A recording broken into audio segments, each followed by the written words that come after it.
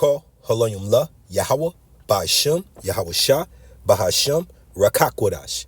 I want to give a double honors to the apostles and elders that prophesied and rule well for the hopeful 144 and 1/3 of Yasharallah, who this world refers to as Israel, starting at the house of Great Millstone.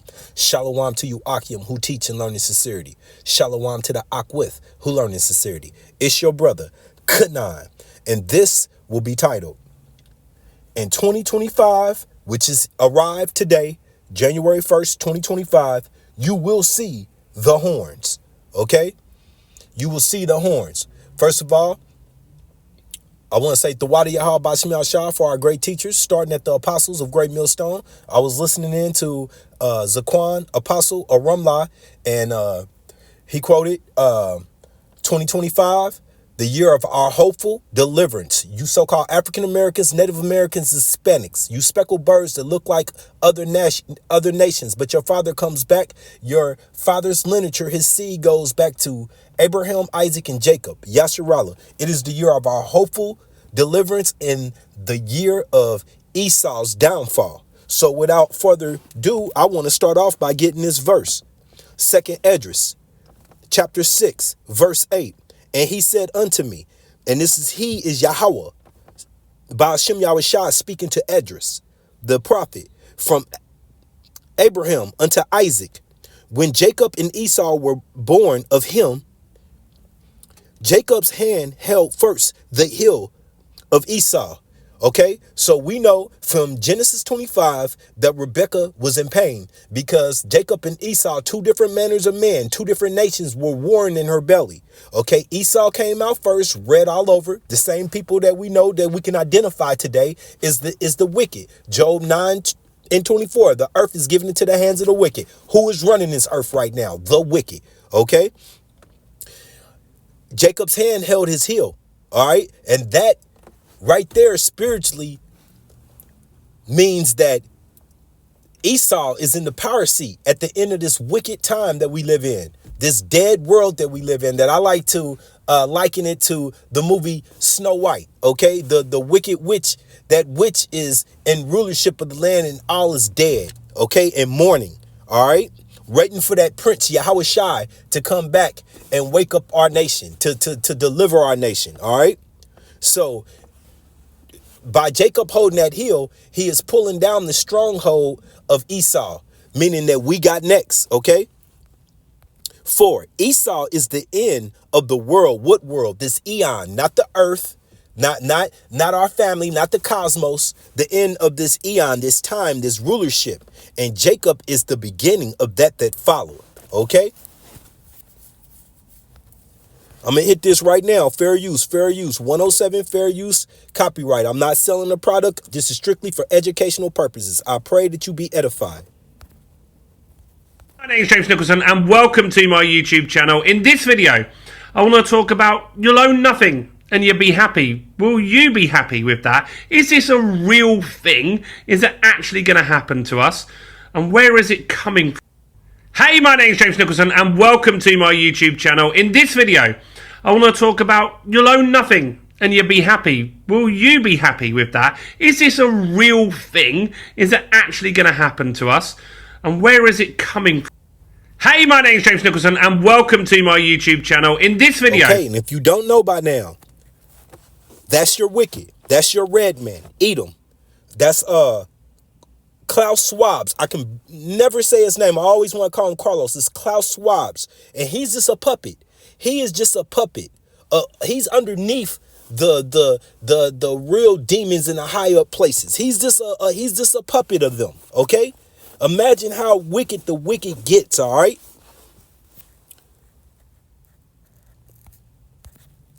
This is the book of Revelations 12:12. Therefore rejoice, ye heavens, and ye that dwell in them, in the heavens above. Woe unto the habitations of the earth and the sea. The earth and the sea. Do we not see the issues taking place with our oceans, with the mass sea life dying off due to the conditions that this devil has brought upon this earth and the terror? Woe unto the habitations of the earth and the sea, for the devil, who we've identified that devil, I just gave you an example, is come down unto you having great wrath, because he knoweth that he have but a short time. Once again, we started off with Second Esdras, chapter 6, verse 8 to verse 9. For Jacob, for Esau is the end of this era, this time, and Jacob is the beginning. Now, do you really think he wants to see his kingdom be taken from him? Especially in the way that it's going to be taken with Yahweh Shai and the hosts, the angels, perfect 100-0 victory. All right, they're not going to be able to do nothing. Okay, so they see that this is the end. So what are they going to do? They're going to bring as much pain and chaos as possible. Okay, this is the book of Job 13 and 4. But ye are forgers of lies, not of the truth. They've never spoken the truth. They said the scriptures tell us that as soon as they be born, they go speaking lies. They're estranged from the womb. As soon as they be born, they go speaking lies. I still want you guys to remember that little girl that was sitting in that high chair with chocolate smeared on her face and everybody laughing, she's talking about a black man came in the house and stole the cookies while the evidence was on her face. Once again, from the moment they be born, they're wired to speak lies. Okay, all the way up to the elites who run this place. Once again, Job 9 and 24, the earth is given to the hands of the wicked, the water Yahabashim Yahshai, for only a temporary time. But ye are forgers of lies. Ye are physicians of no value. Now, what do you depend on physicians to do? To heal you. Okay, but these are the physicians of no value. All right, let's back that up. This is the book of Psalms 36 and 4. He deviseth mischief upon his bed. Who is he? The wicked. The World Economic Forum, which I know is the World Evil Forum, because it's nothing but wickedness and evil. You know, they have a pandemic called the CV-19, and then a couple months later, they're on stage. Just come to find out, Tony Ouchie is doing fucking orgies.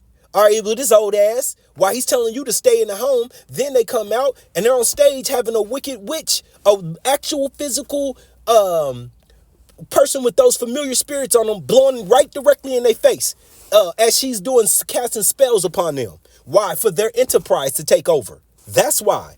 Okay. Psalms 36 and 4. He deviseth mischief upon his bed. He setteth himself in a way that is not good. He aborteth not evil. Abortive means run from. Okay, flee from. He does not do that to evil. He embraces it. Okay, and we're going to back that up again. This is the book of Micah 2, starting at verse 1.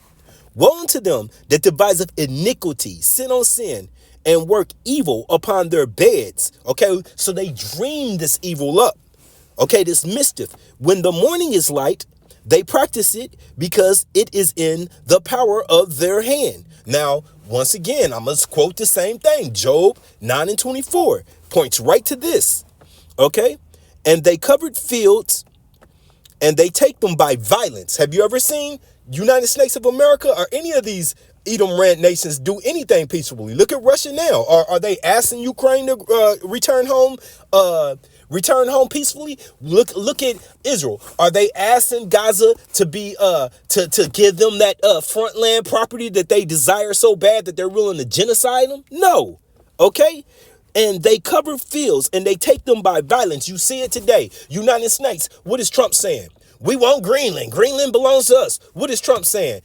Governor Trudeau of Canada, no longer the Prime Minister of Canada, governor, because he wants what they have, and he's willing to do it by violence. And houses and take them away. So they oppress a man and his house. And this starts at you, Jacob, you so-called African Americans, Native Americans, Hispanics. Remember, this land, the lands that they dwell on belong to our people. Even a man and his heritage, all that we belong. Okay? So let's get it.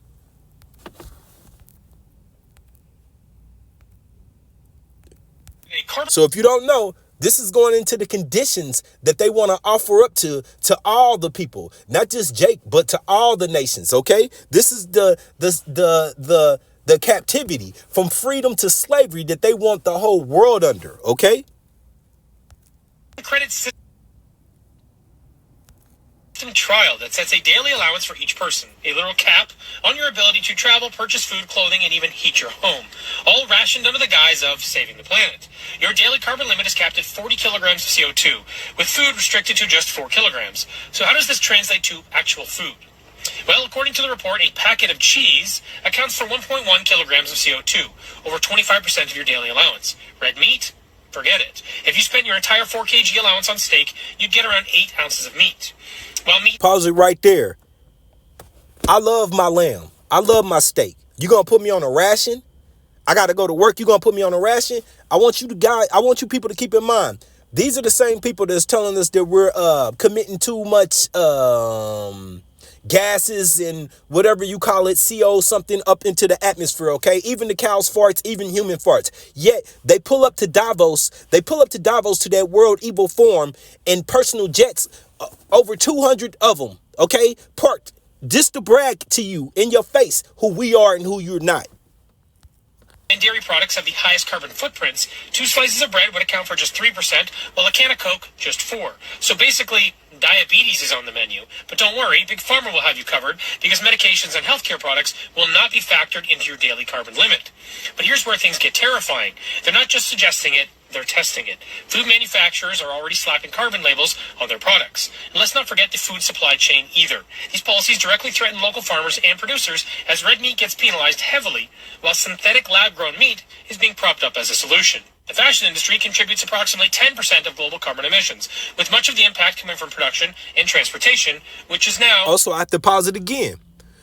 I was riding down the street yesterday and I was listening to the news, and this woman said that these $5 McDonald's deals are going to actually cost you more than the $5. It's going to cost your health. It's going to cost the health market more money, because now we got to cure all the diseases that come from eating this processed GMO bullshit.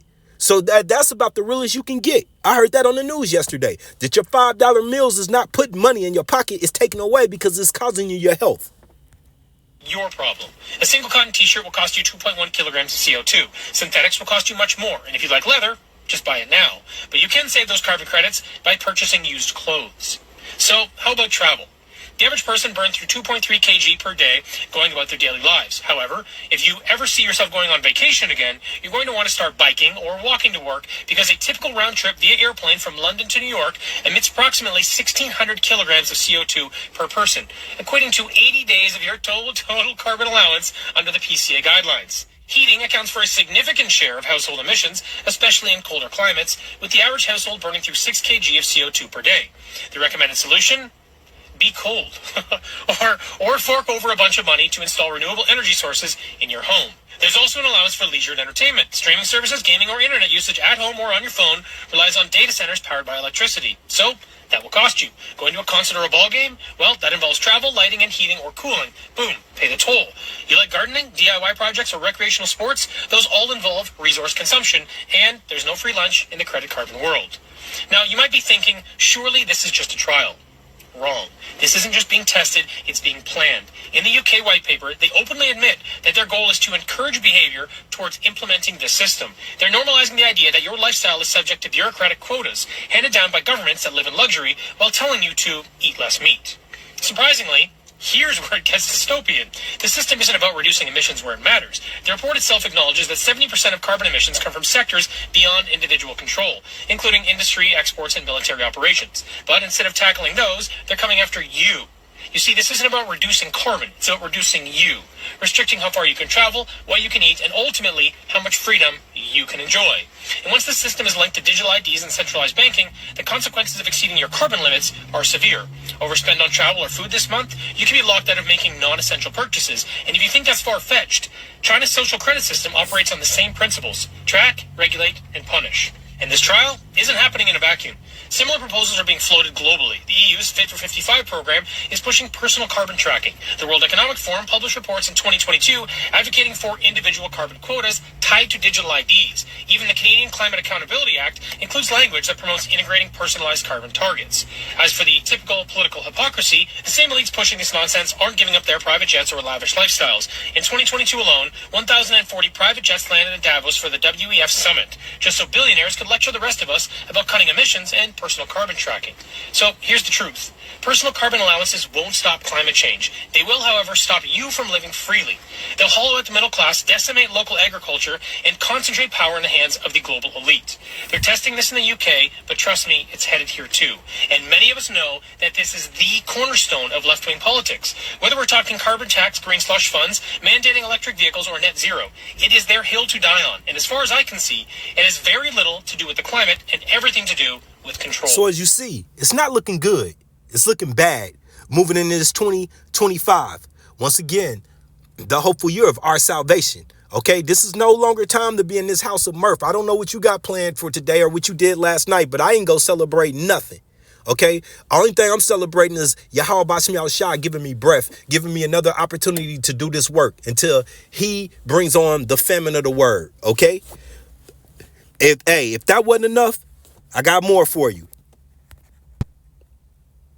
We do know that global energy systems, food systems, and now I'm gonna start this over, but can you not clearly see the devil, Edom, Esau, the red man, okay, and his wickedness? All right, he's a wicked man. That's right there. That's him. Swabs. Klaus Swabs. That's him, and he's just a puppet. Now listen to him. we do know that global energy systems, food systems, and supply chains will be deeply affected. 2 billion people in the world eat bugs. Fried grasshopper. These are amazing. We do know that global energy systems, food systems, and supply chains will be We do know that global energy systems, food systems, and supply chains. Okay, so you get the point. And based on this, what that woman was trying to do, I got to interrupt my lesson right quick. This is going off. This ain't going off. It's going on. Psalms. For real. Psalms 139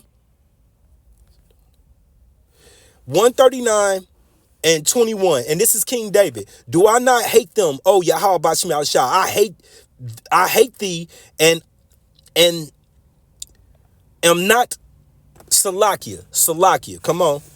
Psalms 139 and 21. Do I not hate them, oh Yahweh Bashim Yahushua, that hate thee, that hate you, that hate all of your ways? Okay? And am I not grieved with those that rise up against thee? I hate them with a perfect hatred. I hate Edom. I count them my enemies, and you better as well. Okay? This is the book of Revelations, and I brought this out. I brought it through conversation at the beginning of this.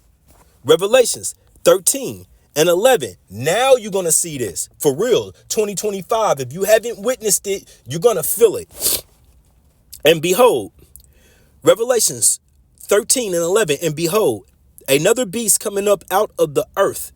And he had 2 horns like a lamb.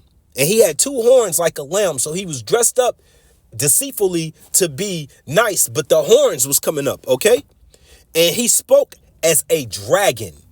What is that dragon going to? Draconian, ruthless measurements. And that's exactly what they're about to put on the earth, not just on spiritual Babylon, on the earth.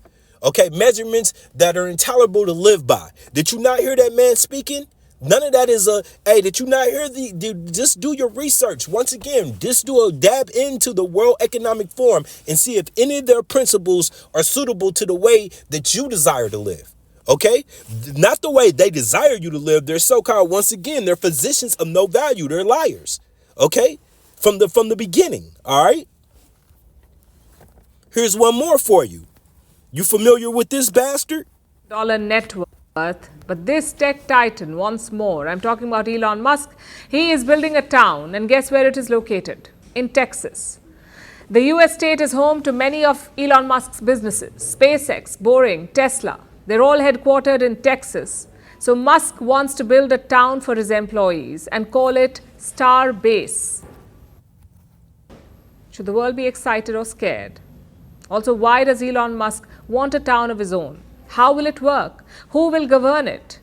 And has this been done before? Our next report tells you. Elon Musk.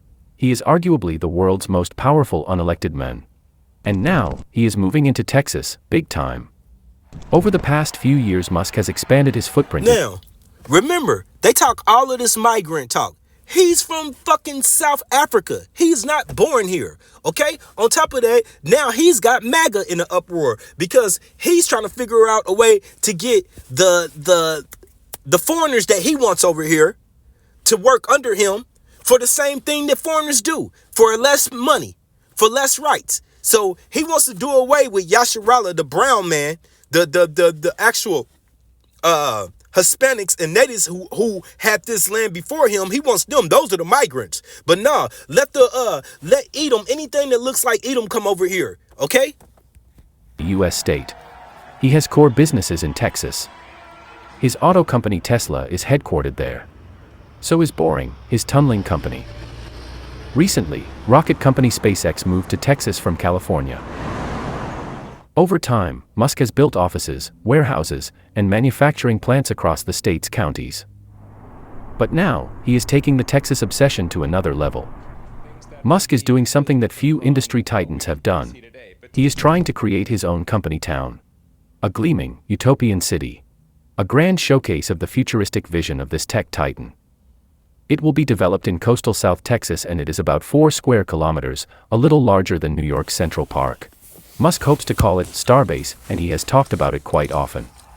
For years, the plan was not moving forward. It is a long bureaucratic process. There should be a certain number of residents in the area, and a new municipality needs support from a majority of voters. So over time, SpaceX employees have moved into the town. They have set up temporary housing, some of which are trailers. And this month, these employees took the first major step towards the Starbase dream. Haven't we been warning you about 15-minute cities? Yeah, you looking at it. They filed an official petition. It says that Starbase will have a community of about 500 residents. Nearly everyone is a renter and works at SpaceX. The town could create its own police or fire departments. Create municipal utility systems, such as for water and road maintenance. And hold elections. No one knows exactly why Musk or his employees want a town of their own. Question is, should we be celebrating or worrying?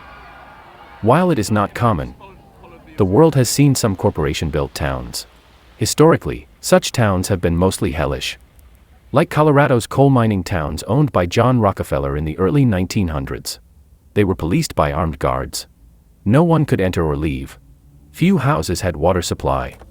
The miners went on strike in 1913, the conflict turned violent, culminating in the Ludlow Massacre of 1914, which killed at least 19 people. It is unlikely that Musk's utopian model would follow this path. It is possibly going to be along the lines of Indian city of Jamshedpur, founded by the Tatas.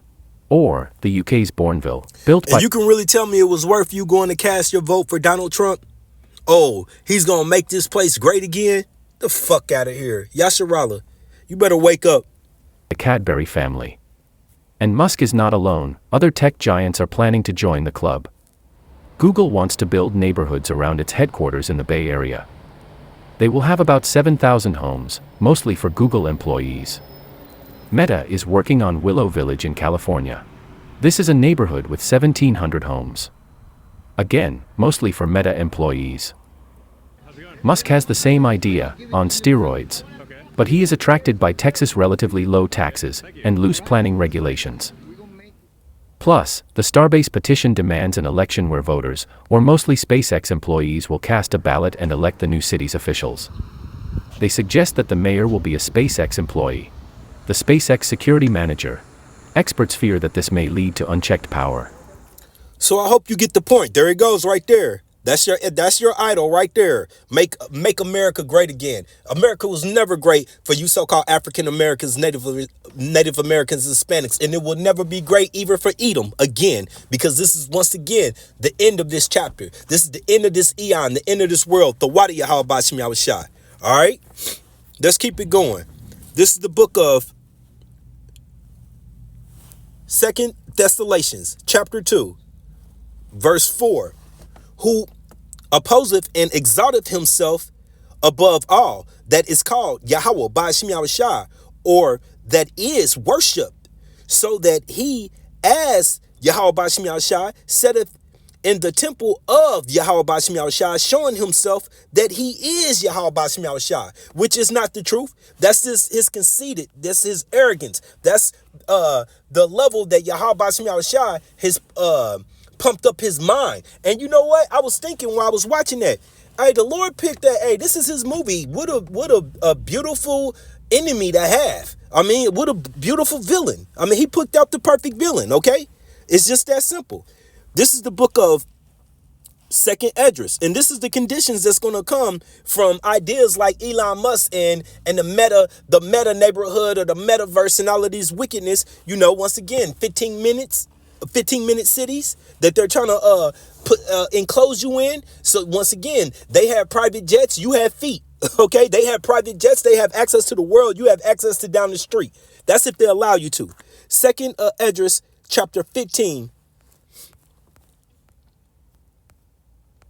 verse 14. Woe to the earth, Salakio, woe to the world and them that dwell therein. Did we not read that in Revelations 12 and 12? Okay, woe to the world and them that dwell therein. For the sword and their destruction draweth nigher than you believe. Okay, especially if you still out here seeking out mirth, seeking out the next holiday that you can't wait to do, somebody's birthday, the next event. Okay, and one people shall stand up and fight against another people, and swords in their hands. And you know the modern day swords. Man, I got a video still yet to do. They got guns that go around the corner. They aim around the corner, okay?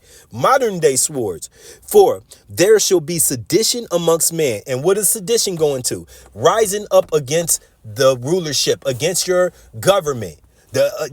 Against that tyrannical acts. And United States actually has laws in place to do that, to overthrow a wicked government. However, those laws have been written away, because that's how Edom, that's how the wicked works. They always leave room to move the goalposts. They don't have laws, statutes, and commandments like Yahweh Bashim Yahushua that been set since the beginning of time and will not be changed. No, they change it as they seem pleased to. Okay, for there shall be sedition amongst men, and invading one another. They shall not regard their kings. Who are your kings? Your modern day presidents, your authorians, and yes, you do have a king here or there, but your modern day politicians and authorians. They shall not regard their kings nor princes, and the course of their actions shall stand in their power. And that's why you have these militias formed. Okay, this for that one reason. All these ex-military men that got a little skill in combat, and feel like they got the right to have what belongs to them, and you don't have the right to tell them what you're going to do and what you're going to not do. Especially some man whose father his father, Trump's father, went to the doctor downstairs and got permission for him to falsify his doctor medical, saying that he had foot spurs so he wouldn't have to go to Vietnam. So how much of a courageous leader is he? Okay. A man shall desire to go into a city and shall not be able to. Why? Because World Evil Forum says that you don't have the right to.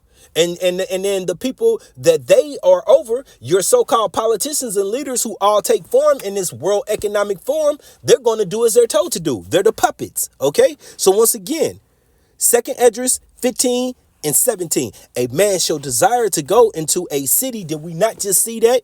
And shall not be able to. And what's funny is those all Edomites I seen walking around, and the little boy had a bike helmet. They're already bought into this shit. Okay. But when the people are ready to stand up, that's when it's going to go down.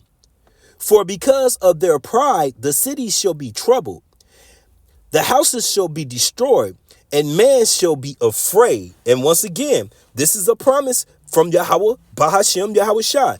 A man shall have no pity upon his neighbor, but shall destroy their houses with the sword and spoil their goods because of the lack of bread and for great tribulation. Okay, if you don't think that this day is coming, you better do your research and investigation. All of these what do you call them? Doomsday preppers that think that they've been prepping for themselves. Little do they know that Yahweh Bashim Yahushua is going to distribute that amongst his elect and how he pleases to.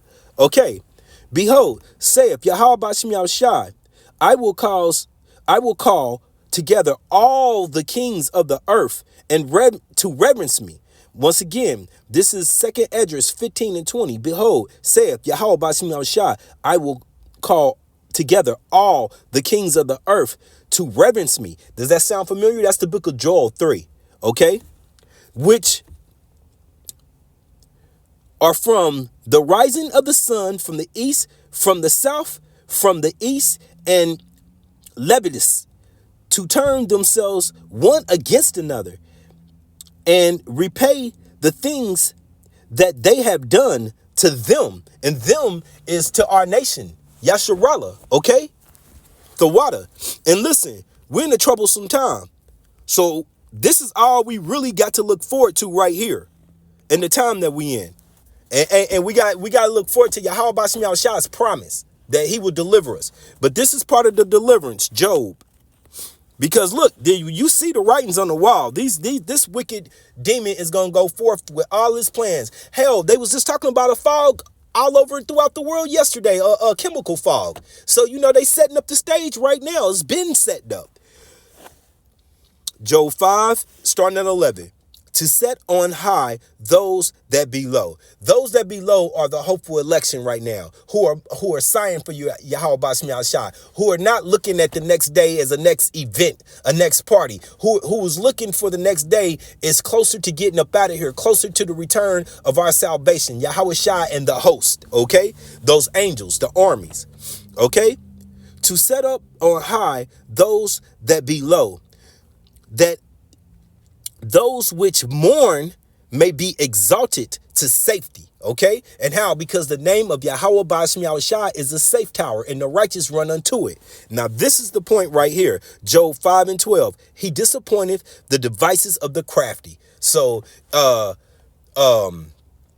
Economic Forum, all those wicked, all the 17 nations are in cahoots. Okay, all the 17 nations. He disappointed he disappointed their devices of the crafty, so that their hands cannot perform their enterprise. And hey, that's a promise from Yahweh Bashim Yahushua, the water Abba. Because if it wasn't for that, then who knows how long this would go on. But Yahweh Bashim Yahushua has promised. And once again, at the beginning of this video, I was watching Apostle Arumla. And he said, this is the 2025, the hopeful year of Jacob's deliverance. And we pray it is. And the year of Esau's demise. And with that, I pray that this was edifying. Shalom.